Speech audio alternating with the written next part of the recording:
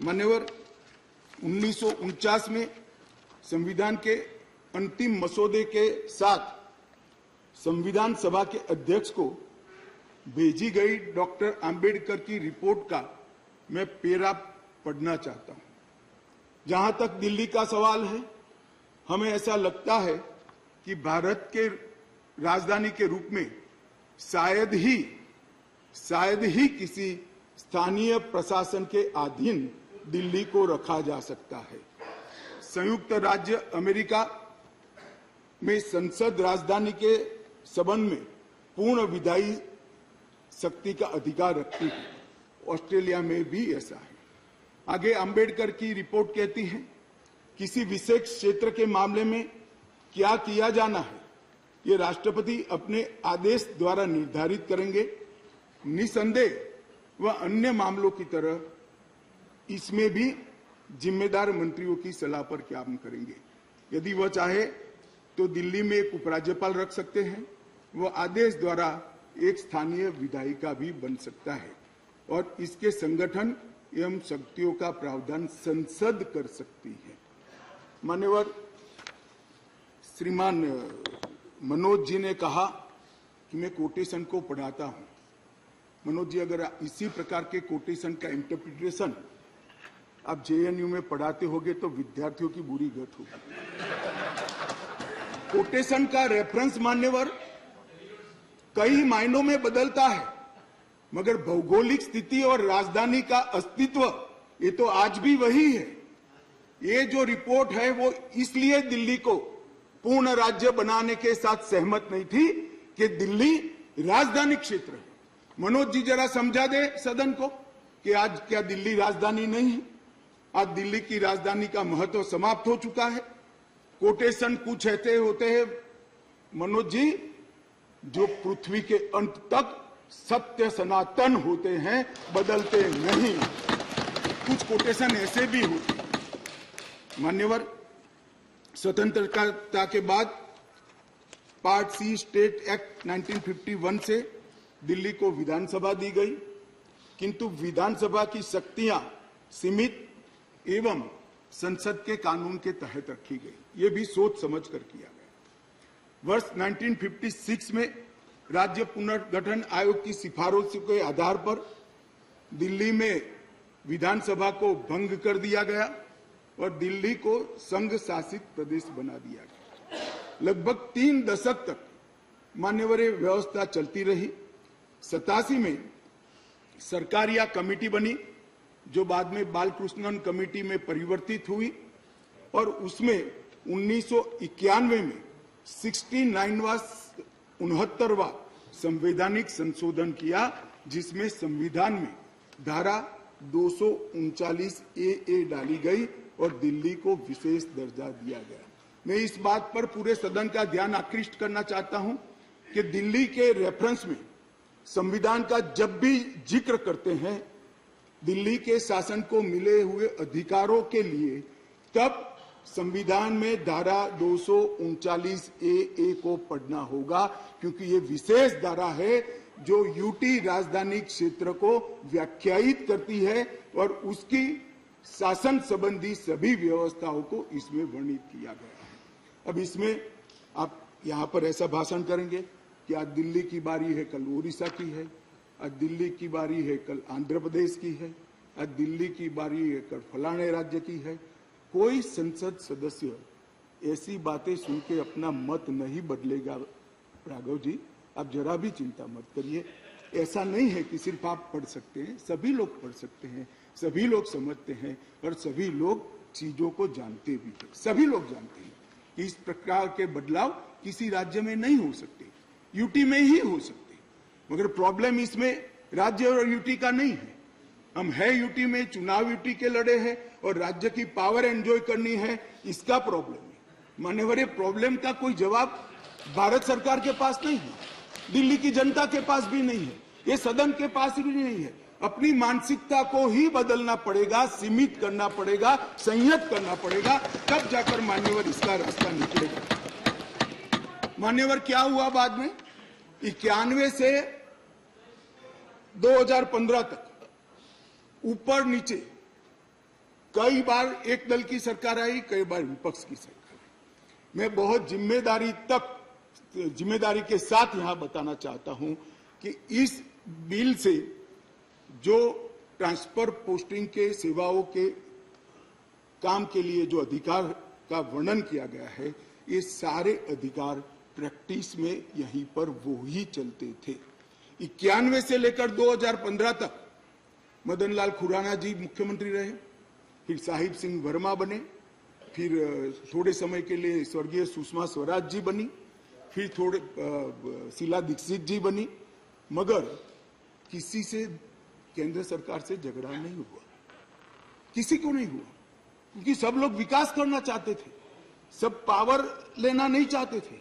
मान्यवर, उस वक्त कई बार कांग्रेस की सरकार थी और हमारी सरकार ऊपर रही, कई बार हमारी सरकार नीचे थी, ऊपर कांग्रेस की सरकार रही। ट्रांसफर पोस्टिंग के लिए कभी झगड़ा नहीं हुआ। उस वक्त यही व्यवस्था से निर्णय होते थे और किसी मुख्यमंत्री को कोई तकलीफ नहीं थी। मगर 2015 में एक आंदोलन के आधार पर बनी हुई सरकार है और फिर जो बताया कई सदस्यों ने कि केंद्र सरकार पावर हाथ में लेना चाहती है, भैया केंद्र सरकार को पावर हाथ में लेने की जरूरत नहीं है। 130 करोड़ की जनता की कृपा से हमें पावर भारत की जनता ने ही दे दिया।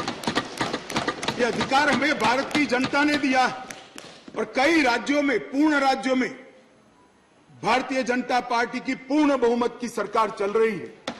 कोई पावर लेने की जरूरत नहीं है।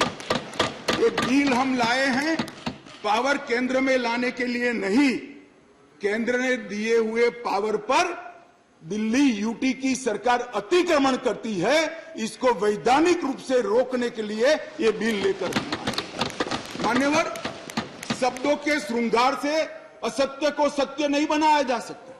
लंबे चौड़े ऑक्सफोर्ड की डिक्शनरी के सुंदर सुंदर अंग्रेजी शब्दों से बोलने से असत्य सत्य नहीं हो जाता है। मान्यवर, मैं सबको बताना चाहता हूं कि कोई भी इसका विरोध करे जो अगर सत्य है कि 91 से लेकर 2015 तक यही व्यवस्था चलती थी, इसमें हमने कोई फर्क नहीं किया है।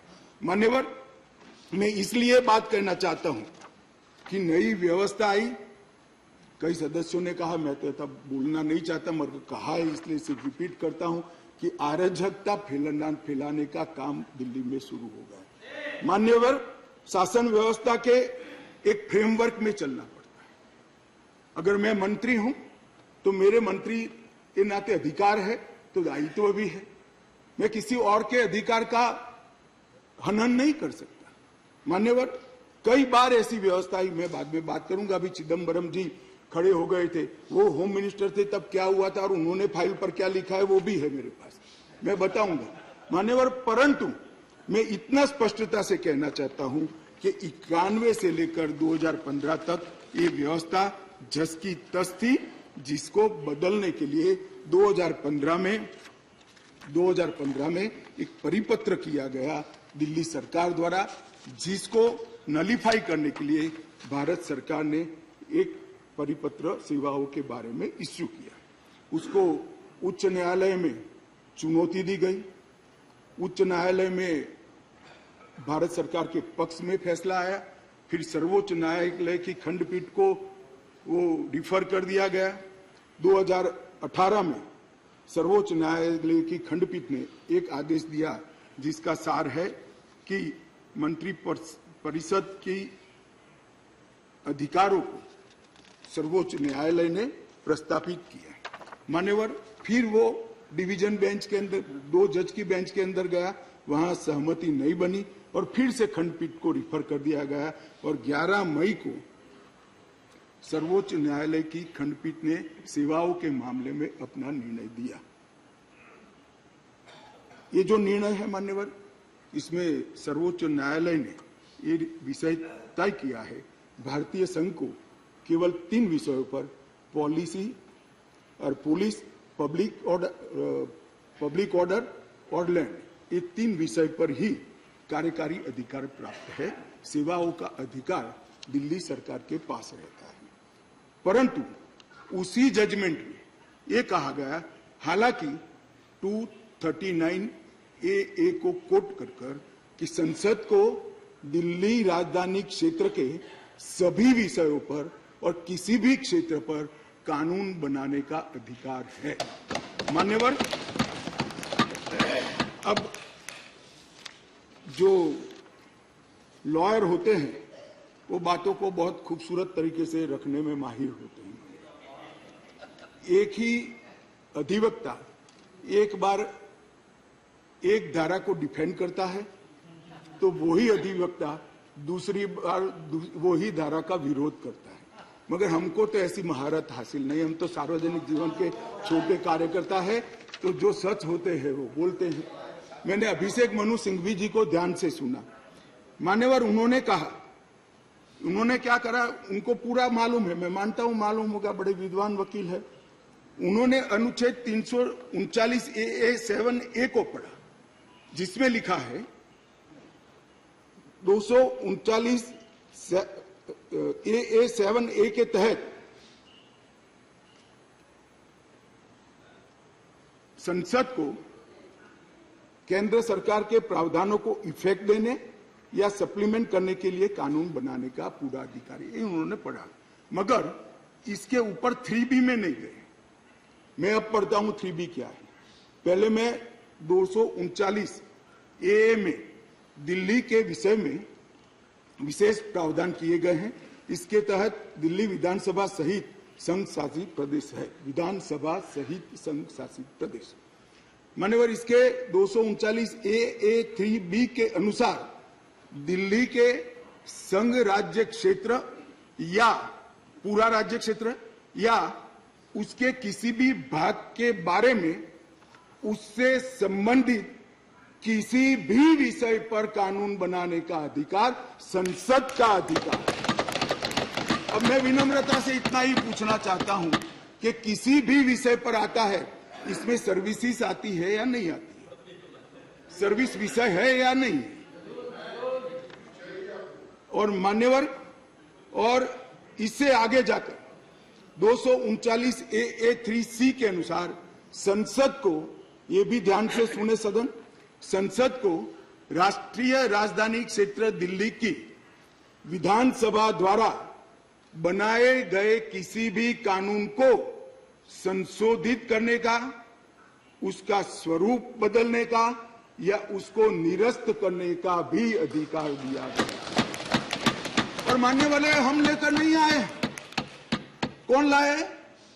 आज जो राजनीतिक जरूरियात के कारण आप पार्टी की गोदी में बैठी है, वो कांग्रेस पार्टी ये संविधान संशोधन लेकर आई। ये हम लेकर नहीं आए। अगर दिल्ली के अधिकारों का किसी ने हनन किया है, दिल्ली की असेंबली का किसी ने हनन किया अधिकारों का, तो मान्यवर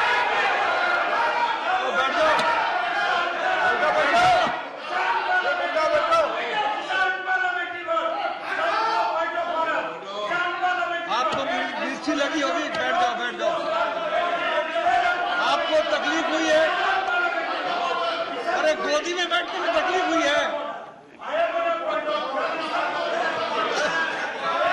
माननीय अध्यक्ष जी, इनको करने में तकलीफ नहीं और सुनने में क्यों तकलीफ होती है? करते हैं तो सुनना पड़ेगा। गोदी में बैठ गए। मैं फिर से रिपीट करना चाहता हूं, केवल और केवल राजनीतिक स्वार्थ के कारण आप पार्टी का एपीचमेंट करने के लिए ये अपने ही लाए हुए कानून का ये विरोध कर रहे हैं।